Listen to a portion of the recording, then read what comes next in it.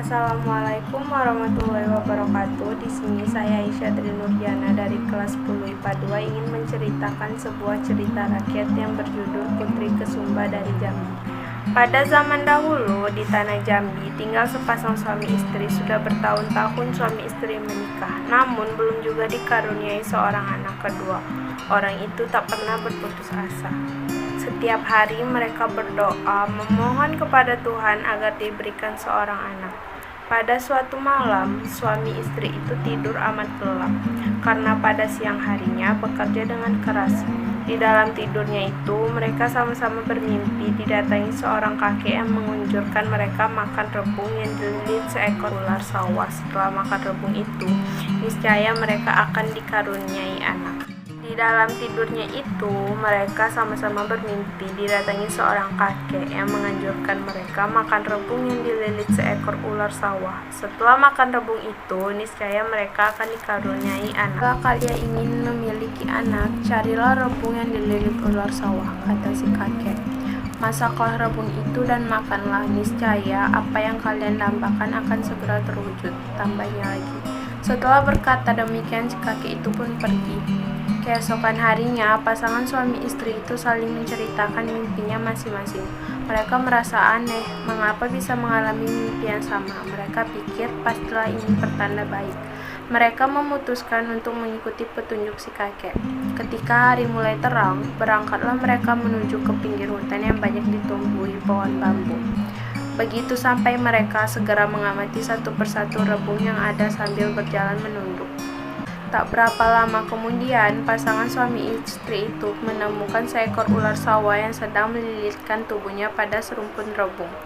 Hati mereka melonjak kegirangan karena menemukan apa yang dicarinya.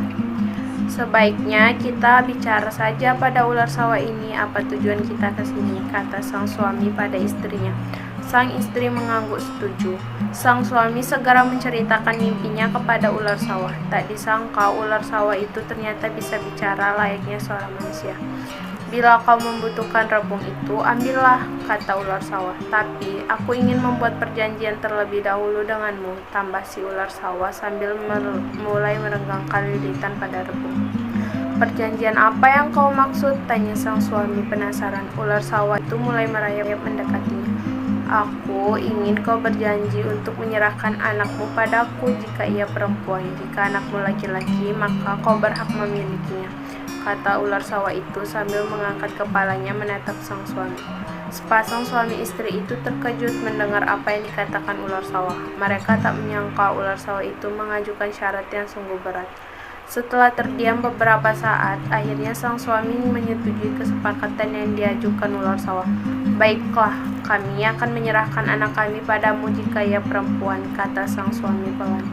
Kami akan menyerahkannya ketika ia berumur 7 tahun, tambahnya sambil menatap ular sawah. Meski terasa sangat berat, keinginan memiliki anak yang begitu kuat membuatnya memutuskan untuk setuju. Sang istri pun tak punya pilihan, ia sependapat dengan suami. Pulanglah sepasang suami istri itu membawa rebung seperti yang dimaksud si kakek. Begitu tiba di rumah, sang istri langsung memasaknya dan menyantapnya bersama sang suami. Waktu terus berjalan, hari berlalu. Pada suatu pagi, sang istri merasakan ada perubahan pada dirinya. Ia mulai mengandung. Tak terasa, tibalah saatnya sang istri melahirkan jabang bayi. Kegembiraan mereka akan kehadiran anak yang ditunggu mendatangkan kebahagiaan dan kesedihan sekaligus. Mereka gembira karena harapan untuk memiliki seorang anak telah terwujud. Namun demikian, pasangan suami istri itu juga merasakan kesedihan manakala mengetahui anak mereka perempuan. Mereka teringat akan kesepakatan yang telah dibuat dengan ular sawah tempo hari. Bayi perempuan itu diberi nama Putri Kusumba. Ia tumbuh menjadi seorang anak perempuan yang lucu dan menggemaskan. Ayah dan ibunya semakin resah karena kini Putri Kusumba telah berumur 7 tahun. Tibalah saatnya anak itu diserahkan kepada ular sawah. Karena tak sanggup memenuhi janjinya, sepasang suami istri itu bermaksud mengingkarinya. Mereka mengurung Putri Kusumba di dalam rumah dan tak pernah ditinggalkan seorang diri. Mereka takut sekali jika ular sawah datang dan membawa pergi putri yang sangat mereka cintai. Pada suatu ketika, sang suami hendak pergi berlayar meninggalkan pulau tempat tinggal mereka. Sebelum berangkat, sang suami berpesan pada istrinya agar tak membawa Putri Kusumba keluar rumah walau sekejap. Jagalah Putri baik-baik, jangan sampai ular sawah itu punya kesempatan untuk mengambilnya, kata sang suami dengan nada khawatir. Sang suami sebenarnya enggan meninggalkan istri dan anaknya sendirian, namun apa daya, ia harus mencari nafkah. Beberapa hari setelah kepergian suaminya, sang istri membawa Putri Kusumba mandi ke sungai. Sang istri lupa akan pesan suaminya. Ketika keduanya tengah asyik bermain air sungai, tiba-tiba datang ular sawah dan mengangkat Putri Kusumba. "Tolong Bu, tolong!" teriak Putri Kusumba panik. Sang ibu tak kalah paniknya. Ia segera menjerit-jerit minta pertolongan, namun sayang tak ada seorang pun di dekat mereka. Ular sawah itu membawa Putri Kusumba pergi dengan cepatnya. Ular sawah membawa Putri Kusumba ke sebuah tebing yang menjorok ke laut. Putri Kusumba tak dapat berbuat apa-apa. Gadis kecil itu hanya duduk menangis sambil menatap perahu-perahu nelayan yang lalu lalang di bawah tebing. Ia hanya bisa berharap ayahnya lewat di situ dan menolongnya. Sehari-hari, Putri makan buah-buahan yang dibawakan ular sawah untuknya. Suatu hari, ular sawah datang menghampiri Putri Kusumba dan bertanya, "Sebesar apakah hatimu, gadis kecil?" tanyanya sambil membawakan Putri Kusumba buah-buahan. "Sebesar mangga," jawab Putri Kusumba. Ia berharap ular sawah itu segera pergi meninggalkannya. Ia sungguh ketakutan berdekatan dengan ular itu.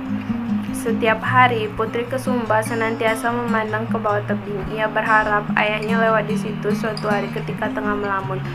"Hai gadis kecil, sudah sebesar apa hatimu sekarang?" tanya ular sawah dengan suara keras. Putri Kusumba kembali menangis ketakutan. "Sebesar kepala," jawabnya di tengah isak tangisnya. Ular sawah gembira sekali mendengar jawaban Putri Kusumba. Sudah saatnya berpesta nanti malam," pikirnya senang. Ular sawah berniat mengundang 10 ekor ular tamannya untuk beramai-ramai menyantap Putri Kusumba. Melihat ular sawah yang menyerangi ke arahnya, Putri Kusumba menangis semakin keras. Ia tahu kalau tak lama lagi dirinya akan disantap ular sawah. Hari mulai senja. Ketika Putri Kusumba melihat sebuah perahu yang berada tak jauh dari tebing, ia mengamati sosok laki-laki di atasnya dengan sesama. Ia merasa mengenali sosok yang tengah mendayung di atas perahu itu. Dugaannya benar, ayahnya yang tengah melaju di atas perahu itu sebentar lagi lewat di dekatnya. Putri Kusumba berteriak sekeras-kerasnya. "Ayah, ayah, tolong Putri!" teriaknya berkali-kali. Sang ayah terkejut mendengar suara anak perempuannya berteriak minta tolong. Setelah memperhatikan keadaan sekeliling, sang ayah akhirnya menemukan tempat anaknya berada. Ia melihat Putri Kusumba tengah melambai-lambaikan tangannya dari atas tebing sambil berteriak-teriak. Tak mau membuang waktu, ia langsung mendayung ke bawah tebing hendak menjemput anaknya. "Melompatlah kau ke sini, anak!" teriak sang ayah. "Ayah akan menangkapmu," tanya dengan suara tergesa. Meski takut, Putri Kusumba menuruti perintahnya. Ia segera melompat dari atas tebing yang rupanya tak terlalu tinggi itu. Sekejap kemudian ia merasakan tubuhnya telah sampai dalam gendongan ayahnya. Ular sawah yang baru datang bersama ke-10 temannya sangat terkejut melihat Putri Kusumba tak ada di tempatnya. Setelah mencari-cari, matanya menangkap sebuah perahu nelayan berisi seorang laki-laki dan seorang anak kecil di kejauhan. "Ah, santapanku lepas!" teriaknya marah. Ia tahu bahwa anak kecil dalam perahu itu adalah Putri Kusumba yang telah dibawa pergi ayahnya. Ke-10 teman ular sawah marah besar. Mereka merasa ditipu. Bayangan lezatnya menyantap daging manusia membuat mereka semakin murka.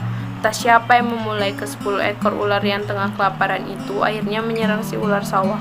Mereka mengoyak tubuhnya dan menyantap dagingnya bersama-sama. Kini Putri Kusumba telah kembali ke rumah dengan selamat. Sejak matinya si ular sawah, Putri Kusumba hidup tenang bersama ayah ibunya. Ketakutan akan kejaran si ular sawah telah sirna selamanya. Demikian dongeng dari saya. Wassalamualaikum warahmatullahi wabarakatuh.